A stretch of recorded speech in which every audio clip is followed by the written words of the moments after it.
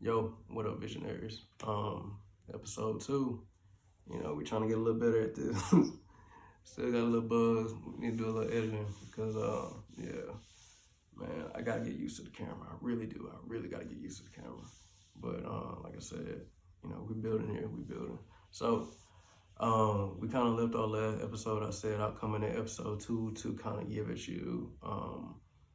you guys some game about the opportunities that the trucking industry has for people without that much experience or someone just really looking to dive into something new.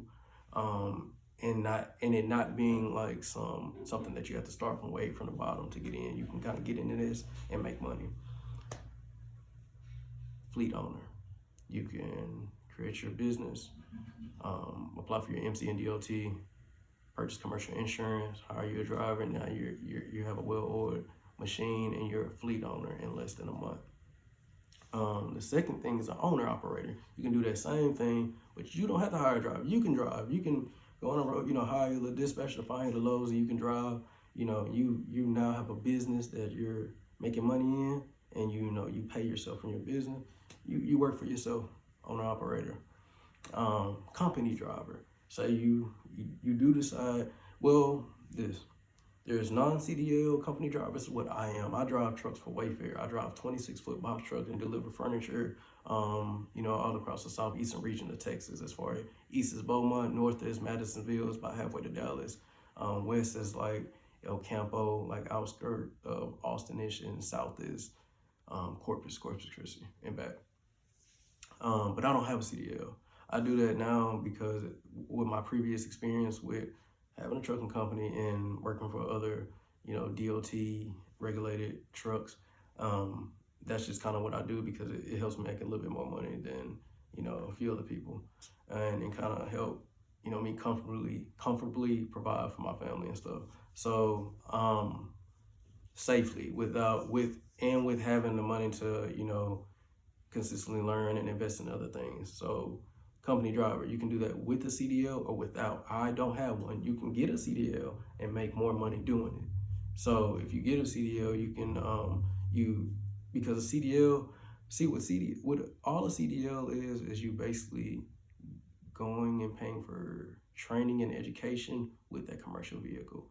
You can simply still drive the same stuff because a lot of guys that work with me have CDLs. They still just don't even do CDL work because driving commercially, those long equipment, whether it's flatbed, drive-in, auto haulers, or box trucks, even longer than box trucks with triple axles, so you have to have a CDL.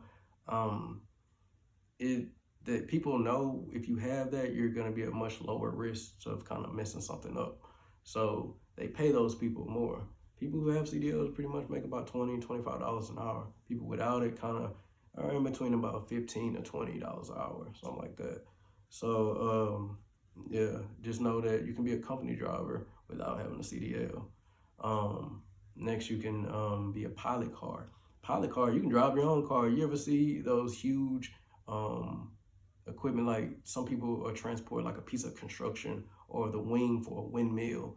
They'll put that on a trailer that's taking up like 100 feet, and when they're maneuvering through lanes, they're taking up multiple lanes. You'll see the car at the front and at the back. Most people call them escorts, but they're not an escort. Only the police officer is really considered the escort. But if it's just a little car with antennas, flashing lights and stuff at the back and the front end, that's called a pilot car. Those people get registered and certified for that, which again doesn't take too much.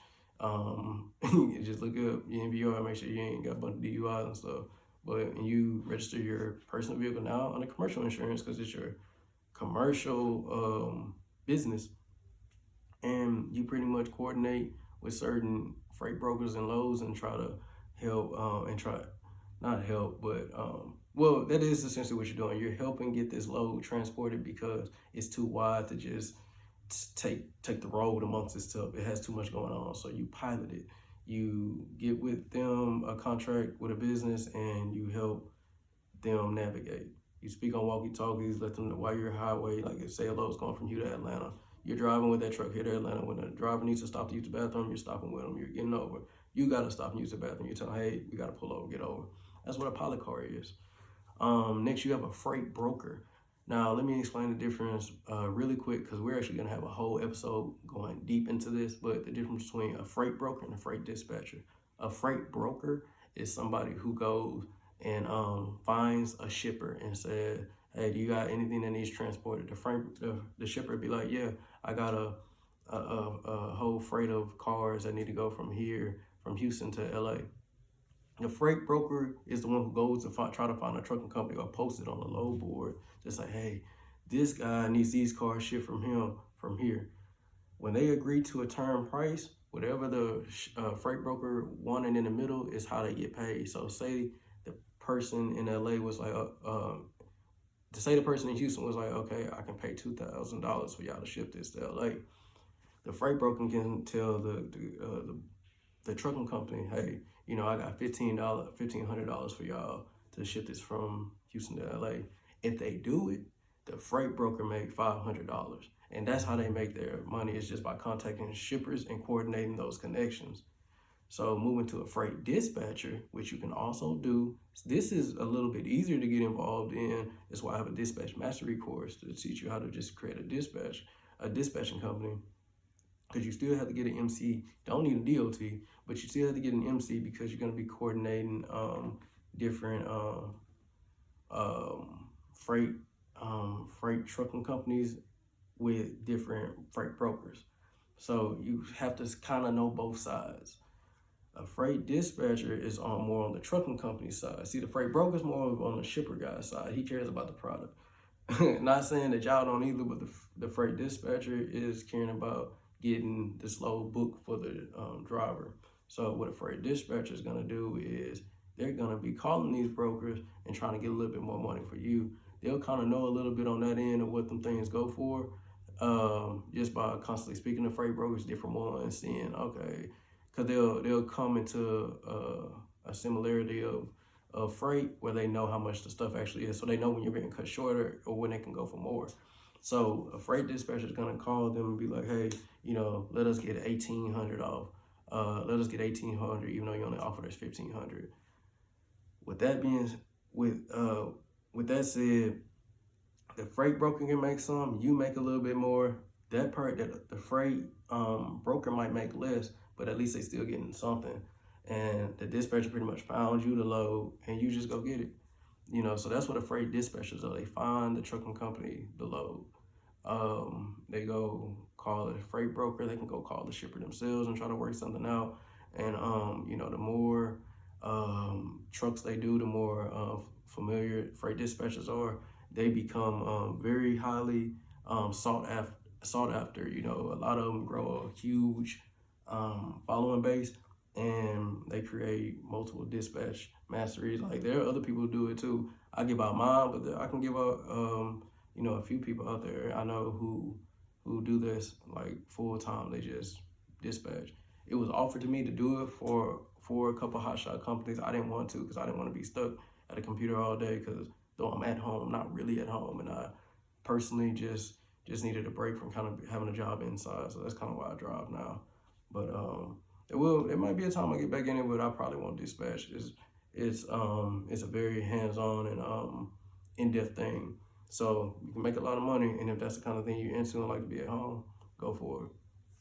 So yeah, like I said, I think that's gonna be it. I can't really think off the dome any more opportunities, but yeah, all those opportunities did not require you to have a CDL. They don't require you to have any trucking experience. Some of them do, but it depends on the company, because there are things out here you can do with no CDL and no trucking experience. And those are just the things I just kind of wanted to throw out there, is to let you know that, I don't know what so many of you heard, because this is the thing too. When you get a CDL, they really don't tell you about these other opportunities too. You pretty much are getting a CDL to be possibly an owner-operator if you know a little bit about this already, but you're just going to go work for somebody. They're not going to tell you this. The company I work for, like I said, I work for Wayfair. They don't really know how much I know about this. They don't know that I know pretty much entirely how they can move, because 99% of the rest of the people who work for them do not know that. They don't know how this stuff. So, you know, even we just got a new warehouse supervisor, and he was asking me the other week because I was they like canceled one of my shifts, so I was just kind of working in the warehouse, and they were like, he asked me where do I see myself in 5 years, and I basically told him, I was like, man, competing with y'all, and I was like basically knocking y'all out the water because I know what it takes to do this, and I also know that what they're doing and how they're doing it. I'm not gonna say it's like, you know, asinine or lacking effort, but it can be so much better. I don't know if it's because it's so franchised. Maybe the very first company was cool, but this one it's got to get better. So it's gonna continue to get better. But with me and mine, I know I'm gonna be the best. So that's kind of where it stands with that. I just want you guys to know that there are other opportunities out here. You guys can really get into this game, make a lot of money, and do something that can really change your family's life, and you know, change the entire trajectory of like the way you guys make money, how to interpret money. Like I said, I scaled this business extremely quickly and really fast. So that's why I'm here to both educate and train, you know, my clients and what I do, and give information out that'll kind of help you guys know that this information can do something for you positively, but it can also do something negative if you don't have the right information. So again, thanks for joining. We'll talk next